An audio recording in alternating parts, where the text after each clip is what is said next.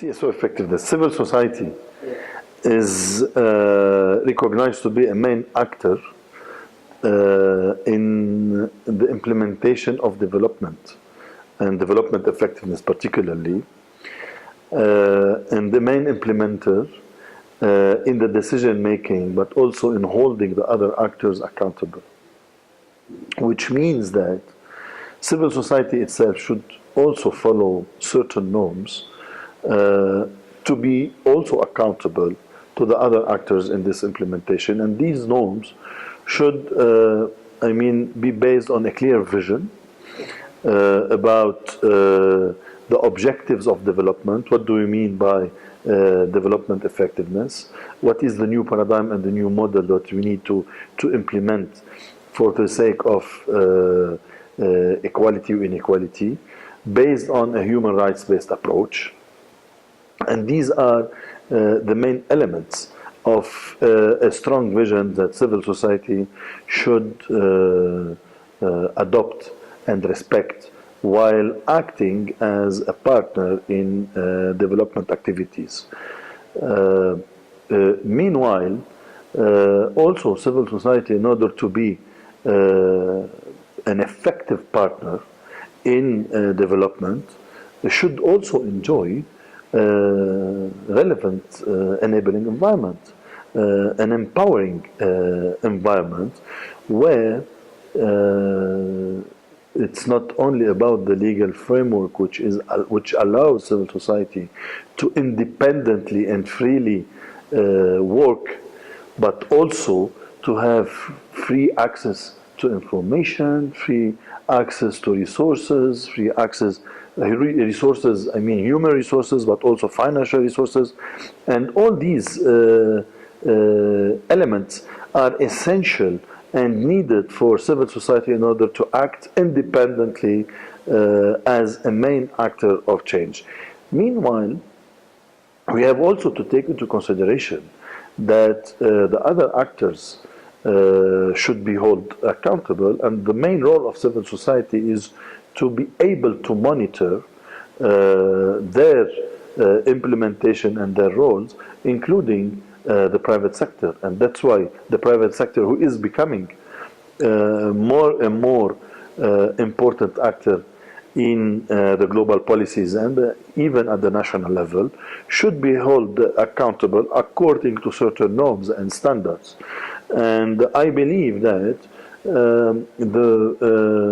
the most relevant norms to be followed in order to hold businesses accountable are the human rights standards. That's why civil society should push for the adoption of binding standards, binding human rights standards for businesses in development, which is supposed to become convention according to the last Human Rights Council resolution adopted in June this year. So, then we need to have a clear definition about what do we mean by inclusive development, which means that we need real policies that they can integrate and include the most marginalized people and protect their rights to be part of the process, but also to enjoy the results of development, which means that there is a necessity to adopt kind of a redistributive policies where the income should be equally or fairly redistributed among the different part or section of the society. Well, civil society plays a very important role in formulating, designing public policies, whether at the national level or at the global level. And the importance of the participation of civil society in this exercise or process is that civil society is able to bring different interests among the society and the interests of different groups.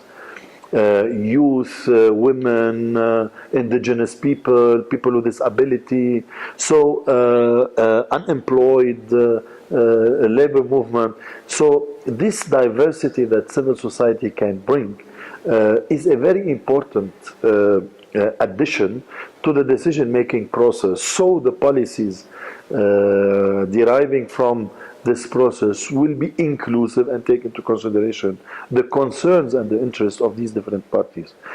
And civil society has its own vision and its own objectives to be taken into consideration while formulating these. So the important role of civil society in shaping the decision making and the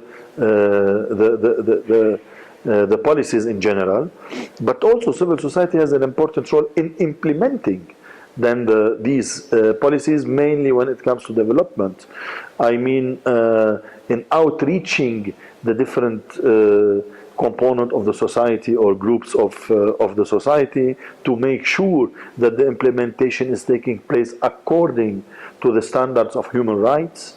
And when we are talking, when we are mentioning human rights, we mean that the impartiality and universality of the rights, where nobody should be excluded, which means that all the rights, we cannot be selective by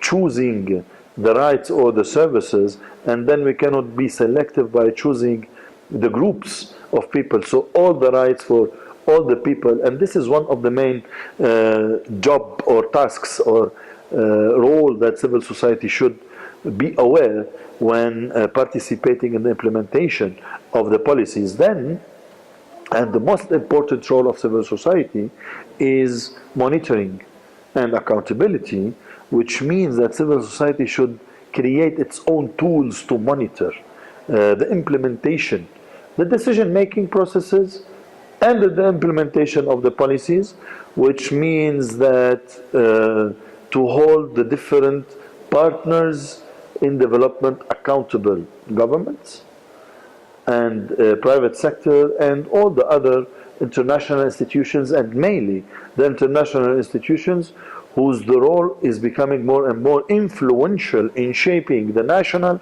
and the global policies. So and this is a very important role that civil society should always be aware to do and to hold all these partners accountable.